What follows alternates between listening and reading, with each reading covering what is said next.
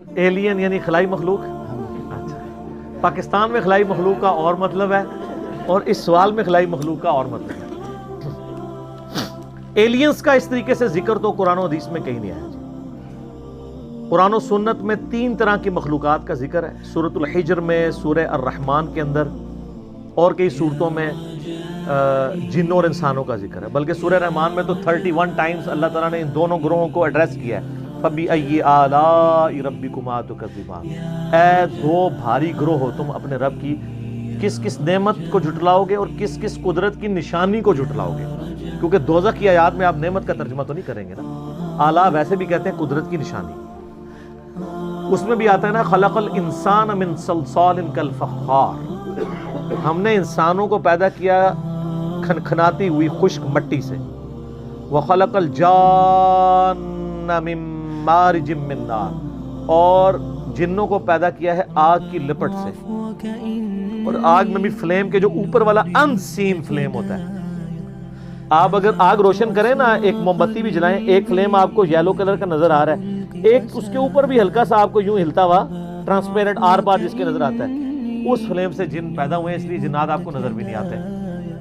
اور سورۃ الحجر میں آیا کہ جنوں کو ہم نے انسانوں سے بھی پہلے پیدا کیا تھا.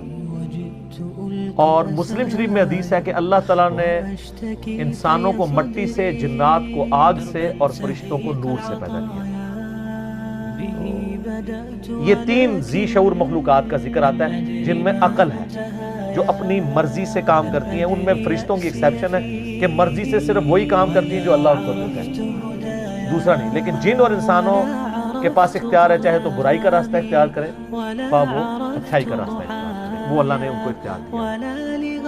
پکڑ آخرت میں ہوگی پھر. اس کے علاوہ کسی مخلوق کا ذکر نہیں. لیکن اشارتاً سورۃ المدثر کی ایک آیت میں ذکر ملتا ہے جس کی وجہ سے یعنی محدثین کا، مفسرین کا یہ موقف ہے کہ اللہ تعالیٰ کی کچھ ان سین مخلوقات ایسی کائنات میں موجود ہیں جن کا اللہ تبارک و تعالیٰ نے اجمالاً ذکر کر دیا ہے، لیکن ان کی ڈیٹیلز ہمیں نہیں بتائی ہیں. یہ سورہ المدثر کی آیت نمبر ہے 31، اعوذ باللہ من الشیطان الرجیم. کافی لمبی ہے، جس میں وہ دوزخ پہ 19 فرشتے ہیں نا، اس کے کانٹیکسٹ میں اللہ تعالیٰ نے ذکر کرتے کرتے نا اس کو کنکلوڈ کیا، وَمَا يَعْلَمُ جُنُودَ رَبِّكَ إِلَّا هُ، اور تیرے رب کے لشکروں کو اس کے سوا کوئی نہیں جانتا. یعنی اللہ کی مخلوقات کو اللہ کے سوا کوئی نہیں جانتا. تو کئی ایک مخلوقات ہیں. آپ وہ حدیث نہیں آپ کو یاد بخاری مسلم کی کہ وہ جو عقبہ بن ابی معیط تھا بدبخت، جس نے نبی علیہ السلام کے اوپر لا کے اوجڑی رکھی تھی، وہ جو بخاری حدیث میں آپ مسلم میں بھی حدیث موجود ہے اور قرآن پاک میں اشارت ذکر ہے سورہ علق کے اندر ابو جہل کے بارے میں. ابو جہل نے ڈیوٹی لگائی تھی نا اس کی کہ اللہ فرماتا ہے اس کو پیشانی کے بالوں سے ہم گھسیٹیں گے آگ کی طرف. ابو جہل کہ یہ ایک بندے کو صرف اس لیے اس کے ساتھ لڑائی کرتا ہے، اس کو تکلیف دیتا ہے کہ وہ اپنے رب کے حضور نماز کے لیے کھڑا ہوتا ہے. بخاری مسلم میں اس کانٹیکسٹ میں ایک حدیث موجود ہے کہ ابو جہل جو ہے وہ نبی علیہ السلام نماز کی حالت میں تھے کہ وہ آگے بڑھا اس لیے کہ آپ علیہ السلام کے اوپر کو بھاری پتھر پھینک دیں تاکہ آپ کو شہید کیا جائے. پھر ڈر کے پیچھے ہٹ گیا. تو بعد میں لوگوں نے پوچھا کیا ہوا، تو اس نے کہا کہ میرے اور نبی علیہ السلام کے درمیان ایک بہت بڑی کھائی حائل میں نے دیکھی اور ایک میں نے پروں والی بڑی عجیب و غریب شکل کی مخلوق دیکھی اور مجھے لگتا تھا میں ایک قدم آگے بڑھا تو یہ میرے تکہ بوٹی کر دی. یہ حدیث بخاری میں بھی ہے، مسلم. اب وہ مخلوق کیا تھی؟ اللہ کی مخلوقات.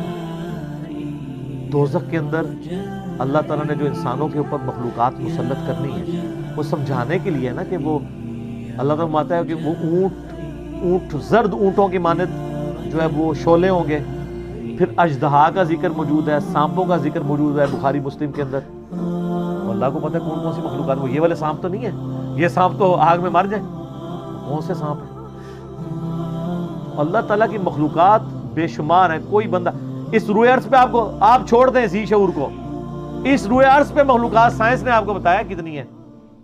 2 ملین سپیشیز ہیں، 20 لاکھ مخلوقات صرف روئے عرض پہ ہیں اور یہ وہ ہیں جو ڈسکور ہوئی ہیں. یہ اکاؤنٹنگ تو چل رہی ہے. تو یہ آیت آپ کو سمجھ آئے گی تیرے رب کے لشکروں کو اس کے سوا کوئی نہیں جانتا. باقی جو فلموں میں اور کہانیوں میں اور افسانوں میں ایلین مخلوق کا ذکر کرتے ہیں جی یہ ادھر آئی، یہ کر گئی، وہ کر گئی، تو یہ تو ہالی ووڈ کی فلموں میں ہے. جب تک فزیکلی کوئی چیز سامنے نہیں آتی کوئی پروڈیوس نہیں کرتا. اور سر یہ کہانیاں آپ لوگ بھی کروا رہے ہوتے ہیں. خانہ کعبے میں ایک فرشتہ دیکھا گیا، وہ ایک کو روشنی سی نظر آتی ہے، تو وہ تو سر ہمارے سی سی ٹی وی کیمرے میں آپ کو چھوٹے چھوٹے وہ فرشتے نظر آ رہے ہیں. رات کے وقت اس ملک میں جو پولوشن ہے وہ اڑتی بھی جب آپ کو نظر آتی ہے، چونکہ یہ ایچ ڈی کیمرے لگے ہوئے ہیں نا، تو نائٹ ویژن کیمرے، تو آپ کو ذرات اتنے اڑتے ہوئے نظر آئیں گے. تو وہ مجھے جب بھائی پوچھتے ہیں کہ میں نے کہا فرشتے جو نا، یعنی انڈیا پاکستان بنگلہ دیش فرشتے نے، سائنس دی زبان فرشتے کوئی نہیں نے، یہ تو انہوں کہانی کرائے گی. فرشتے تو اپنی جگہ ایک مخلوقات ہیں، لیکن فرشتے جو ہیں وہ ایسی مخلوق ہیں کہ اللہ تبارک و تعالیٰ نے اس فزیکل ورلڈ سے ان کو ایک الگ مخلوق کے طور پہ رکھا ہوا ہے. اس فزیکل ورلڈ کی مخلوق نہیں ہے، اس لیے آپ کبھی دیکھ نہیں سکتے فرشتوں کو جب تک کہ وہ اس فزیکل ورلڈ کے جو قوانین ہیں ان کے مطابق انسانی شکل میں نہ آ جائے. جیسا کہ حدیث جبریل ہے، مسلم میں تو ڈیٹیل ہے، بخاری میں بھی ہے. جیسے جبریل علیہ السلام انسانی شکل میں آئے، سفید کپڑوں میں، کالے ان کے یعنی بال تھے، اور ایسے تھے کہ ان کے کپڑے کے لگتا تھا کہ کوئی سفر کے آثار بھی نہیں ہے، اور بندہ بھی کوئی آؤٹ اسٹیشن تھا. جبریل علیہ السلام تھے، نبی علیہ السلام سے 1 to 1 سوال کر کے چلے گئے، گھٹنے سے گھٹنے ملا کے. اس طرح ہو سکتا ہے کہ فرشتہ انسانی شکل میں آ جائے. باقی یہ جو لوگ دعوے کرتے ہیں نا جی فلاں کو خضر مل گئے، فلاں کو فلاں بزرگ مل گئے، فلاں کو فلاں یہ ہو گیا، تو ساری کہانی ہے سر. یہ تو کہانیاں اتنی ہیں، اور مجھے دکھ ہوتا ہے اس وقت جب ہمارے مذہبی طبقے کی طرف سے یہ چیزیں کہانیاں آتی ہیں. میں آپ کو پتا سبز پگڑی والی جماعت کے ساتھ بھی رہا، میں رائے وینڈ والی جماعت کے ساتھ بھی رہا، اور جماعتوں کے ساتھ بھی، جدھر بھی میں گیا ہوں نا اس طرح کی کہانیاں مجھے ملی ہیں. میں حرم مکہ میں بیٹھا ہوا تھا، تو ایک تبلیغی جماعت کے بھائی تقریباً آدھا گھنٹہ میں نے دیکھا وہ یوں دعا کرتے رہے. اور آدھا گھنٹہ دعا کرنا بڑا کنوکشن والا ایمان والا بندہ ہی کر سکتا ہے. ابھی جمعے میں کافی ٹائم تھا، سلام پھیرا، تعارف ہوا، انڈیا کے تھے، تو کرتے کرتے تو وہ کہنے لگے یہ ابھی جو ہمارا بنگلہ دیش والا اجتماع تھا نا، اس میں صحابہ کرام سمیت نبی علیہ السلام تشریف لائے تھے، لوگوں نے دیکھا ہے. یہ عام ہے، اس کو کہتے ہیں کارگزاری. کیوں سر؟ آپ تو خود جماعت میں ہے نا. یہ جماعت کے وہ رکن ہے جو باغی نہیں ہے، بابی نہیں ہے، بس مانتے ہیں کہ یار یہ کہانی ہے، کرتے ہیں یہ لوگ. اور سر آپ کو بتاؤں، آپ سبز پگڑی والی جماعت میں نہیں رہے، وہاں پہ وہ دعوت اسلامی کی بہاروں کے نام سے چلتا ہے، یہاں کارگزاری کے نام سے چلتا ہے. اور اللہ معافی دے، یہ کارگزاریاں آپ کرسچنز کی جو جماعتیں نکل رہی ہیں ان سے بھی سنیں گے. کل کو یہ نہ ہو آپ کرسچن ہو جائیں جا کے. اور یہ کارگزاریاں آپ کو ہندوؤں میں بھی نظر آئیں گی. کتنے وہ لاکٹ کے اشتہار چل رہے ہوتے ہیں نا کہ جناب فلاں جگہ ایئر کریش ہوا، ایک بندہ بچا، اس نے وہ بھگوان والا لاکٹ پہنا ہوا تھا.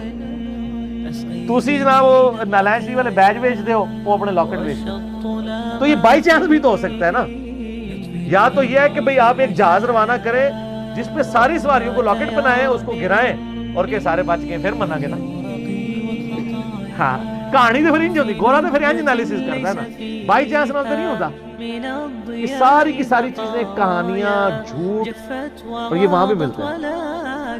میں آلموسٹ دعوت اسلامی کے اجتماع میں 6-7 کنٹینیوس اجتماعوں میں گیا ہوں. آلموسٹ ہر اجتماع کے بعد آتے تھے ایک اسلامی بھائی کا بیان ہے، نبی علیہ السلام خواب میں فرمایا جتنے لوگ اجتماع میں ہیں تمام کی مغفرت ہوگی. خوابوں کے اوپر سارے کام چل رہے ہیں. اور یہی رائے وینڈ میں آئے گا تو وہ کہیں گے جھوٹ ہے، رائے وینڈ والے کہیں گے یہ جھوٹ ہے، اور ہم کیا کہیں گے کہ دونوں ہی ایک دوسرے کو نیچا دکھانے کے لیے. وہ جی پنجے جو خون نکل آیا، تو وہ سب نکال سکتے ہیں. آج کل تو اتنے رویے نا، جو مرضی نکالتے رہے، آپ فزیکلی سامنے لائے نا. اچھا جی وہ بزرگ کی لاش فلاں جگہ سے سلامت کی، راتوں رات شفٹ کر دی. راتوں رات کیوں شفٹ کی تھی؟ میں نے تو اس کا بڑا سادہ ملا دیا کہ لاش نکالنے کی ضرورت نہیں. جو اب بزرگ مر رہے ہیں بڑے بڑے، ان کو ایک ہفتے کے لیے رکھ دیں چوک میں دھوپ کے اندر، تو دیکھ لیتے ہیں کیا ہوتا ہے، پتہ چل جائے گا.